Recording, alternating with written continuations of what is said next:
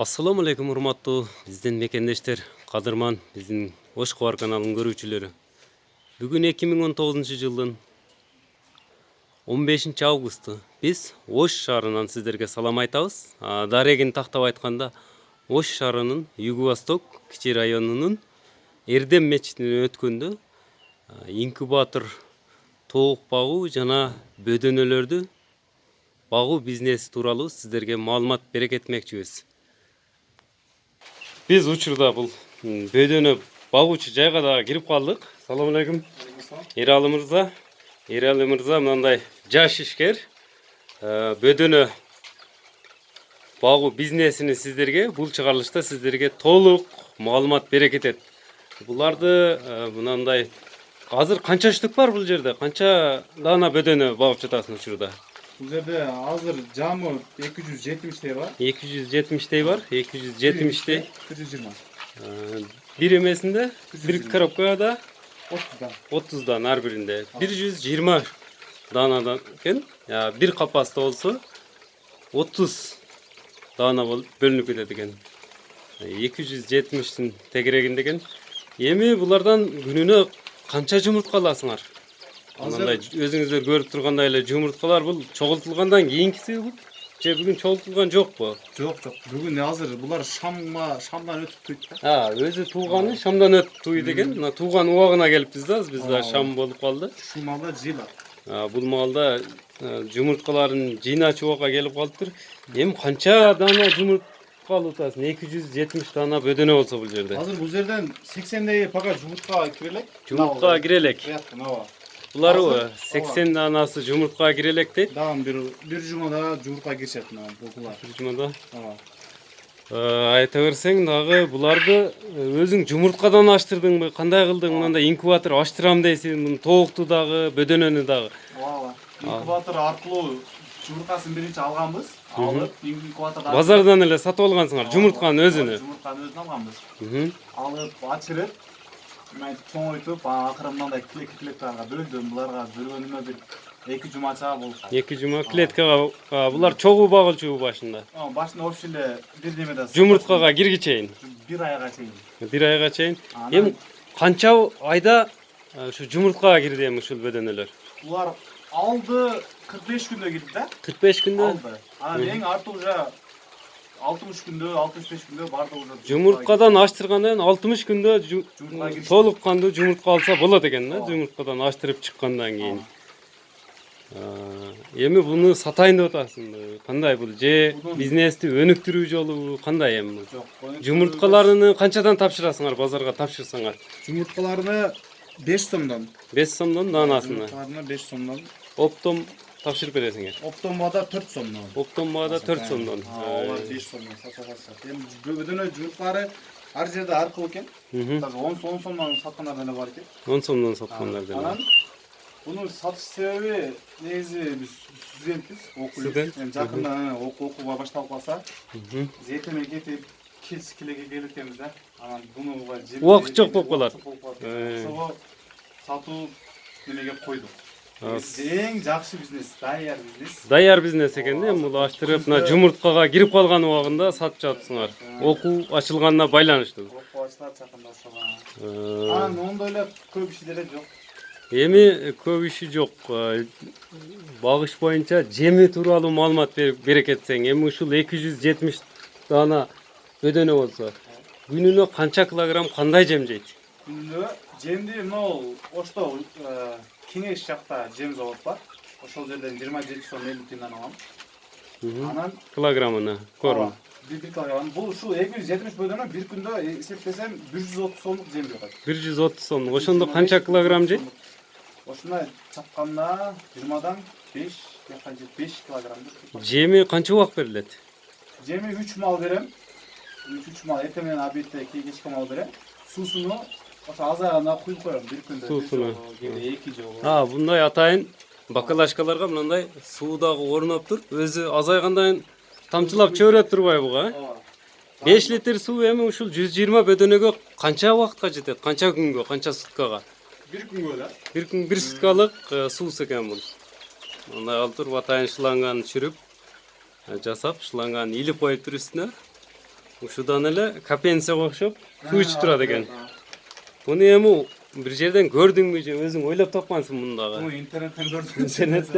Интернеттен эле көрүп, мынтип өдөн эле суу саганы суусун жей берет экен. Жемини бул жумурткалардын үстүндө экен, э? Mınау идиште. Жем эми бул кандай жемден эми жүгөрү, Бұл өзі ошол жерде барса айтышат Бөдөнөн түйе жем деген абдели. жумурта, бөдөнөнүн абдели эмеси жеми болот. Аны Шуну эркек берилет. эркек ургачтын кандай айырмаласы болот? Бул жерде көрүп турам, каралары турат. Сары. Сары, ак түстөгү бул аппак бөдөнөлөр бар экен.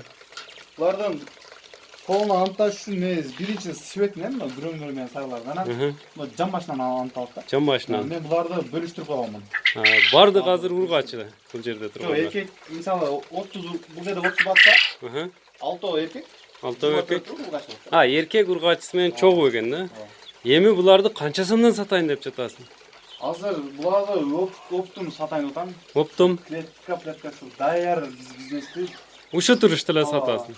Базардан көрдүм 150 дөн экен. Данасы. Жаш немелер 150дөн 200 сомго чейин экен. Мен 120дан деп айттым да, бирок сүзүшөбүз. Сүйлөшсөңөр болот. Анан окуу баштаган үчүн ала турган адам эми жаңы баштап, бизнести жаңы баштап аткандар да болушу мүмкүн. Олорго өзүңүн кеп кеңешиңи, албетте. мындай кеңештерди берип, багуу жолдорун да үйрөтө кетесиң да бир жолу. Негизи эң оңой бизнес. Үйдө туруп, буга 3 мал жеми, 1 мал суусу. Башка эч нерсе кылмай. Башка эч нерсе. Даяр бизнес. Мен Эми бир адам үйдө карап, ора болуш керек экен эми баары бир мындайча бир айтканда. адам ушу обедте түштө кечинде немесин берип коет. Свет дайыма жаныктырабы буларда же караңгыда тура береби? Жок, булар ачылгандан кийин 1 айга чейин ушундай жарык болуш керек да. Жарыкта, биринчи. Күнү 1 айдан кийин, клубка киргенден кийин, как обычно эле күн болуп. Анан бизге байланышканыбызда эме инкубатор ушул чыгаруу тоок инкубаторларды бөдөнөнү ачтыруу жолдорундагы ошондой аппараттарым бар, өзүм жасап ойлоп тапканмын деп дагы кеттиң. Ошолор тууралуу да маалымат бере кетесиңби азыр? Же ордунда көрсөтөсүңбү андагы аппараттарды? Азыр үйдө бар, буюрса көрсөз, алар жөнүндө баарын айтып, инкубатор аппаратында өзүбүз жасаганбыз, ойлоп таап, интернеттен көрдүк. Интернеттен көрүп. Биринчи анча окшобод ичинде. Кийин уже эмес баштады да, ачып баштады. Ачырып тоокторду ачырды. Өзүңөр ачырып көрдүңөр биринчи. Өзүм ачырдым. Бардыгын тооктор чоңоюп, шаарда билесиңер, жер тарыраак. Ошол тоокторду мен шаарда бага албадым. Азыр айылда токтор баарын Бирок аппараттар бар азыр. Мындай көрүүчүлөргө көрсөтө кетсек болот. Ооба, аз насипсе көрсөтөбүз. Аппараттарга заказ да кыла бересиңерби? Ооба, аппараттарды жасап беребиз. Азыр көргөзүккөнү да неме кылабыз. Буларды ошол өзүң жасаган аппаратты ачырып, чоңойтуп, балдарына караганда. Жакшы. Сенен жакшы ушундай бизнес кылам деген адамдар болсо, мындай кеп кеңеш алса болот экен да, советиңди берет турбайсыңбы? Бере алмасаң. Жумуртасы аябай пайдалуу, буну баардыгы эле адамдар билсе керек. Буну интернеттен да карасаңыздар болот, бөбөдөн жумурткасы, баардык ооруларга шифа дейт, иммунитетти көтөрөт дейт. Эркектин бери кубаты, ушундай нерселер көп экен мунун. Касиети бар өзүнүн. Бөдөнөнү союп жегенде буну аябай сөөгө бай нерсе экен. Эми бул бөдөнө канча жылга чейин жумуртка берип токтоп калаган учурлары да келет, бул карыйт дейт го. Карыптап коет. Мен 2 жылда укканмын. 2 жыл жумуртка алса болот. 2 жылдан кийин уже этке болот. Бөдөнө шорпого кетет экен да андан кийин 2 жылдан кийин. Анан мен өзүм биринчи жолу буларды, биринчи жолу ачырып, чоңойтуп, клубка киришти да. Эми окуум башталып калганына байланыштуу Сатылып жатат. Эмне дейбиз, Ош Кобар каналы силерге ишиңерге ийгилик каалайбыз. Аппараттарыңарды да көрсөтүп коелу. Анан чыгарылышыбыздын акырында сенин байланыш номериңи көрүүчүлөрүбүзгө айта кетели. Мына бөдөнөгө кызыгып бизнес баштайм деп же ойлонуп жаткан болсоңуздар, бөдөнө бизнеси да пайдалуу экен. 270 бөдөнөдөн азыр Эралы мырза күнүнө эми санайсыңар да жумуртка канча дана жумуртка алып жатасыңар? Азыр 85 80 күнүнө. Бирок булардын жарымынан азыраагы пока жумуртка кирбейт. Кире элек. Кирсе буюрса Ушулар көбүрөөк болуп калса. Анан бөдөнөнү сайрайт дейт дагы. Булар сайрайбы? Булар берки чайканадагы бөдөнөлөргө окшобойт. Булар бөдөнөлөр пародасы башка да. Пародасы башка. Булар да сайрайт. Башкачараак да. Булар шам малдары ушундай кечкиргенде сайрайт. Бул жагымдуу. Бул эле мындай үйдө алдына бул жерде мен өзүм үй эмес. Үйдүн алдына коюп жакшы таза аба койсоң жакшы да сонун нерсе. Мындай шартты түзүп койсо, Шарт түзсө бул аябай сонун нерсе. Кызыктуу да. Hiç zerikmeysin. Erteme cebin verirsin, kara ot, zerikkene kara ot olursan bir dem alasın da. Анын үчүн мындай өзүңүн мындай жер үйүң болсо, жашап, сонун турбайбы ошондо бакса. Анан көп местаны албайт да, өзүңүздөр көрдүңүздөр мына. Кичине бир местага киргизип койсо болот тура берет да. Өтө кичинекей деме да. Объем. Анан толук окшоп атып, толкуна салам же. Муну дагы бийиктигини көтөрсө болот турбайбы дагы? Ооба, мияга уласа болот эми. Негизи ушул да эң стандартный. Мен 4,5. 4,5. 4 катар. Ар бириге 30дан. Мен ошо өзүм багам деп эң калың эмелерден жасадым да, мен окум. Материалдарыныбы? Эң калың материалдар. Булар эң кымбаттарын алсам да. Бирок сатылганда ошо общий сатылам. Ошо копастар клеткалары менен кошулуп. Апарып эле коет. Эми клеткаларын жасаганда билесиңер, канча чыгым кетет экен эми ушул 120 бөдөнөнү баткырыш үчүн канча чыгым кетет клеткасын жасоо үчүн? Клеткасыны аркы бунун эмес, мен өзүм мында эң кымбат эмелерди алганым үчүн 2,5 миңден чыгым кетти. Ар бирине. Анан үстүгө кошпой, мен өзүм акым дебем, ошо 2,5 миң эле ошо клетканы. Клеткалары 2,5 миң сомдон баасы. 2500 сомдон Өзүмдүн экен. баасы, мен Бөдөнөлөрдү 120 120 сом дагы түшүп берет экенсиң да, мындай оптимал турган болсо. Эми кимдерге бул бөдөнө багуу бизнесин кимдерге сунуштап кетет элең? Кандай сунуштарың бар элдерге? Бөдөнө багуу бизнеси эми айылда баардыгы эле инсан бакса болот. Анан айылса баягы пенсиядагы эмебиз, аталарыбыз барса, бул өзү көпчүлүк айтат да, чоңдор багат экен. Чоңдор кызык багат экен. Эрмек дегени. Бул эрмек да, сонун эрмек да бул. Жумурткасын жеп, жемини берип коюп эле жүрө берет экен да, суусун куюп коюп мындай. Мына караңыздарчы, кандай гана ойлонуу жолу менен мындай капенция алып, сууну тамчылап жүрүш жолундагы ашырып коюшуптур. Көңүнү бир жумада 2 жолу алып коет. Көңүнү бир жумада 2 жолу алынат. Бул дагы чыга турбайбы мындай? Астыга түшпөйт экен, муну тазалап туруп, кайра 2 жумада бир салып коебуз дейт. Ал дагы бардыгыныкы ошондой чыгат. Рецептлары. Канча? Түшүнүктүү.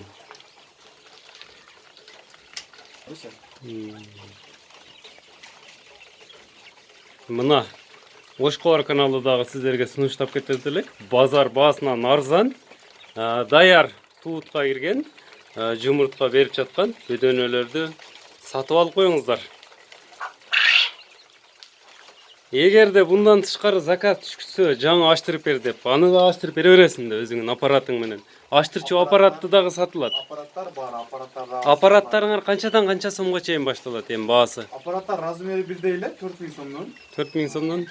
Канча бөдөнөнү ачып чыгарасыңар, канча күндө аппараттар менен? Аппаратка салса, ошол биздин аппаратта 230 бөдөнөнүн жумурткасы батат. Батат. Жумуртканын качествосуна карап, бирок бөдөнөнүн жумурткасы көп ашат да. Бөдөнөн мен өзүм бастырып көрдүм. Бөдөнөнүн көпчүлүк пайыз ашып чыгат да, 80%. Азыр силер мына 270 дана бөдөнөнү канча жумуртка бастырып аштырдыңар эле? Менде булар 3 поток да, мен баягы бөлүп биринчи баштаганда кандай болот экен деп азаздан бастырып, кийин көбүрөөк бастырып, чын айтсам эсептери жок. Бирок бул жерде 3 поток да, 3 жолу ачылган бөдөнө да. 3 жолу ачырылган. Мыналар эң кичинелери. Булар канча күндүктөр эми? Булар эми жумуртка кирип баштады. Булар канча? Булар бир 45 күн, 50 күндүк эле болду. 5-50 күндүк бөдөнөлөр экен. Булар дагы 10-15 күндө бардыгы жумуртка киришет. Азыр булар да алды кирип калыптыр мындай. Мына сиздерге жаш ойлоп табуучу Эралы мырзанын мээнетини, жасаган аракеттерин сиздерге көрсөтүп жатабыз. Булар дагы жаңы ачылыптыр, капаста турат экен. сиздерге ошону менен бирге ушундай бөдөнө чыгаруучу инкубатор тобуктарын чыгаруучу аппаратын да көрсөтө кетели. Бул жанатан бери сиздер менен кеп кылган аппарат, инкубатор чыгаруучу аппарат. Ушул эле аппараттын негизинде отуруп алсаң өзүң, отуруп кенен маалымат бере кетсең элдерге. Ушул аппараттан экөө тең чыгабы? Тоукту дагы аштырса болот, и бөдөнө. Индүшкө аштырса жумурткасынан. Эми бул кандай иштейт? Мындай кандай материалдардан жасайсың? Ошолор пеноплекс экен, мындай. Эшиги бул алынат турбайбы? Пеноплекс эле турбайбы бул? 2 лоток, 2 лоток, регулятор, вентилятор, лампалар коюлган полный. астынан үстүнөн мындай лампалар орнотулуп тур бул аппаратка. Бул деле даяр эле бизнес, алып барып эле тукум бастырып эле сайып коюп, суусуна куюп. Суу куюлабы астына? Ооба, суусу болбосо болбой калат. Болбой калабы? Болбосо ачпай калат. Анан негизги иштери мындай алган адам үйүнө алып барып жумурткаларды салат. Жумурткаларды бир жагын боеп кою керек. Боеп кою керек. Себеби жумуртканы бир күнү 2 жолу аст үстүнөн мындай алмаштырылып турат да, айландырып алмаштырып турса эч кандай зыяны тийбейби ачылуучу чөжөлөргө? Ачылыш үчүн айландырылыш керек. Бизде эми ручной болот. Анан буга 1-2 мүнөт убакыт кетет.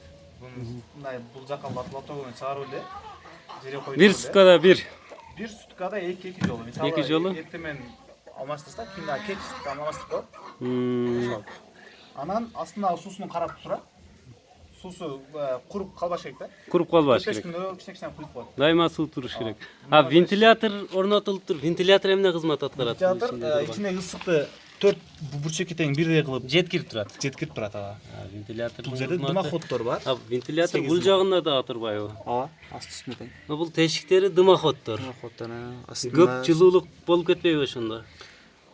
Дымоход эми жем алыш үчүн кислород кирип, бул жактан вентиляторду астынан ачкан болсо, вентилятордан свежий аба. Эми мудак өзүңөр иштетип көрүпсүңөр, канча күндө ачып чыгып атат? Мында бөдөнөлөр 16-17 күндө ачып. 17 күндө бөдөнөнү ачып. Токторубуз болсо 21-22 күндө ачып чыгып. 21-22 күндө. Бул аппаратты дагы чоңойтуп жасаса болобу бир аз? Же ушул эле ыңгайлуубу? Менин ыңгайлуу менче ушул да. Ушул. Мына жайгамал тукум таппайсың да. Таппай калып кетсин. Токтор дагы тууту азайып калып кеткен. 90дук менче эң выгодный, эң жакшы цена, эң жакшы размер да. Бул жакта датчиги, шнур, электропроводдор көрүнүп турат. Булар тууралуу да маалымат бере кетсең, кандай функциясы? Бул жакта, мына регулятордон кадимки эле токко сайлат экен. Нагыл жерден, нагыл жер байлап койдум эле. Алып барып эле жумуртканы салып туруп сайып коюшат. Кадимки эле сайлап. Бул өзү бул жактан эме кылып берем, настройка кылып берем. Свети өчүп жанып. Өзү оптималь ысыга жеткенде өчөт свет. Свет автоматически өчөбү? Анан кайра кичине музай баштаган свет жанат. Жанат. Бул жерде өзү эле өчүрүп жандырып, эме кылып берет. Бул аппаратты иштетүүдө мисалы свет өчүп жанса эч кандай зыян тийбейби? Свет өчүп кала турган болсо, бул аппарат өзүнүн жылуулугуну 6 саатка чейин карап. 6 саатка чейин. 6 саатка чейин кармайт экен жылуулугуну. Негизи менде канча болду? 18 саатта свет өчүп калды. Прошлый деле ачып чыгышты. 18 саатка чейин. 5-6 сааттан көп өткөрбөсө жакшы болуп турат. Ушул аппарат 4000 сом дедиң, э? Ооба, 4000 сомдон. 4000 сомдон экен ушуну. Эми байланыш номериңди айта кетсең, бөдөнө ушундай аппарат издегендер болсо, Иралы мырза сага өзүңө байланышка чыгышсын. Байланыш номериңди айта кетсең, көрүүчүлөрүбүзгө 0778 менен 0778 менен 23 01 00 номерине чалып байланышсаңыздар болот экен. Иралы мырза менен байланышыңыздар ушундай инкубатор чыгаруучу аппараттарды же инкубатор аштырып бизнесин баштап жаткан болсоңуздар, өзүнүн кеп кеңештерин сиздерге берип кетет. Дареги Ош шаары, Юго-Восток району, Эрдем мечити. Болжол Эрдем мечитине келип чалсаңыздар болот. Дагы өзүнө байланышсаңыздар, адресин дагы толук түшүндүрүп кетет. Саламатта калыңыздар, ушуну менен чыгарылышыбызды жыйынтыктайбыз. Жаз жарыш, күз күрөш демекчи Кыргызда жакшы кеп бар. Ош Кобор каналы. Ушундай аппараттарды алып, үзүрүүнү көрсөңүздөр болот экен. Арзыбаган эле акча 4000 сом дейт. 4000 сомго азыр эмне кыласыз? 2 жолу кафеге барып тамактансаңыз, 4000 сом акча жок. Балким кымбатыраак ресторандарга барсаңыз, андан да тез жок болуп кетет. Бул даяр бизнес. Аппарат жаныңыздарда калат. Жыл бою тоок бөдөнү аштырып байып кетсеңиздер болот экен.